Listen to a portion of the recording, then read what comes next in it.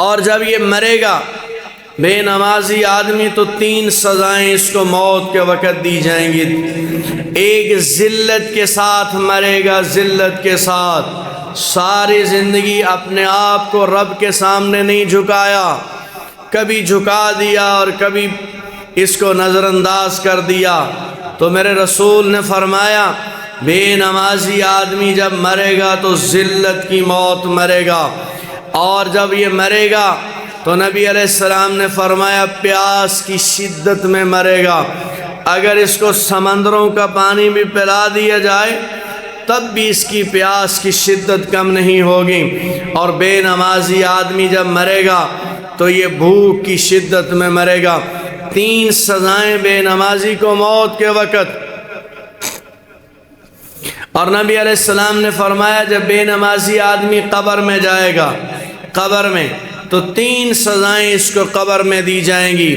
پہلی سزا، اس کی قبر کو آپس میں ملا دیا جائے گا، اور نبی علیہ السلام نے فرمایا اس کی قبر کو جو تنگ کیا گیا ہے اس کی وجہ سے اس بندے کی پسلیاں آپس میں مل جائیں گی۔ اور یوں نبی علیہ السلام نے انگلیوں میں انگلیاں ڈال کر دکھایا کہ یوں اس کی پسلیاں آپس میں مل جائیں گی، اس کی قبر کو تنگ کر دیا جائے گا۔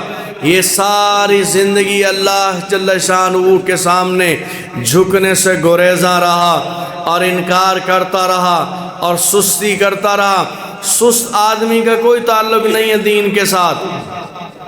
ہمارے ہاں لوگ سست آدمی کو نیک سمجھتے ہیں۔ اسلام چستی کا نام ہے، اسلام سستی کا نام نہیں ہے۔ اسلام نے بندے کو چاق و چوبند کیا ہے، ہوشیار کیا ہے۔ اور یہ جو سست قسم کا آدمی تھا، جو سویا ہے تو سویا رہ گیا، بیٹھا ہے تو بیٹھا رہ گیا، کام کے لیے نکلا ہے تو پھر نکلا ہے، واپس پلٹ آ گیا تو جانے کے لیے تیار نہیں ہے، اس طرح کے نہ اسلام نے ترغیب دی ہے، نہ اس طرح کے بندے کا کوئی حصہ ہے۔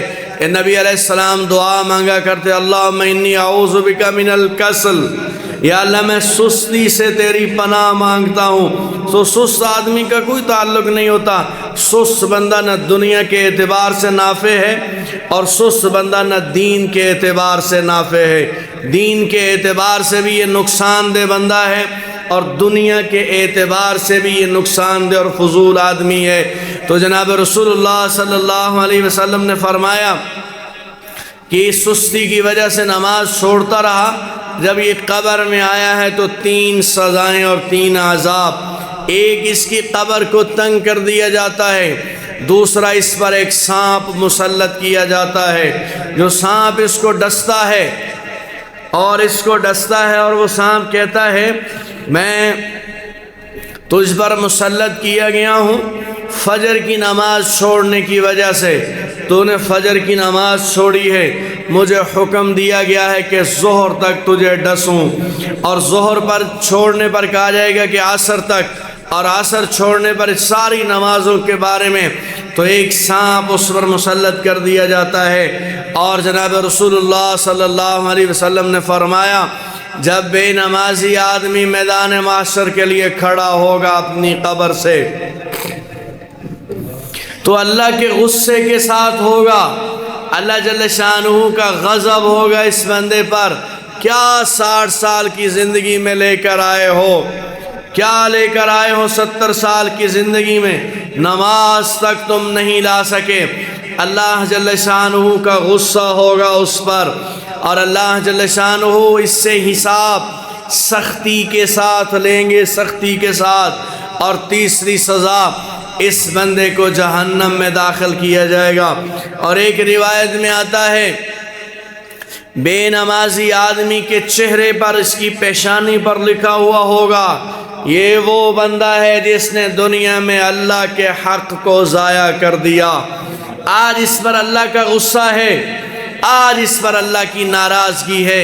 یہ بندہ اللہ کے غصے کے ساتھ خاص ہے۔ نماز پڑھنے والے آدمی کو اللہ جل شانہ نے مقام دیا، اور نماز میں سستی کرنے والا اور نماز کو فضول سمجھنے والا پڑھ لی تو ٹھیک ہے جی ثواب کا کام، نہ پڑھی تو جی کوئی بات نہیں۔ اللہ جل شانہ غفور الرحیم ہے، اللہ جل شانہ غفور الرحیم ہے، لیکن اللہ جل شانہ نے قرآن کریم میں بیان فرمایا ہے یا ایھا الذین آمنوا اتقوا اللہ وابتغوا الیہ الوسیلہ، اے ایمان والو اللہ سے ڈرو اور اللہ کی جانب کوئی وسیلہ اختیار کرو۔ وسیلہ بغیر وسیلے کے نہ آنا، نماز کا وسیلہ لے کے آنا، رمضان کا وسیلہ لے کے آنا، حج کا وسیلہ لے کے آنا، زکوٰۃ کا وسیلہ لے کے آنا، صدقہ خیرات کا وسیلہ لے کے آنا، خام خواہ منہ سے نکال دیے جی اللہ جل شانہ غفور، اور سارے عمل اللہ جل شانہ کے نافرمانی کے کیے جا رہے ہیں۔ حضرت معاذ بن جبل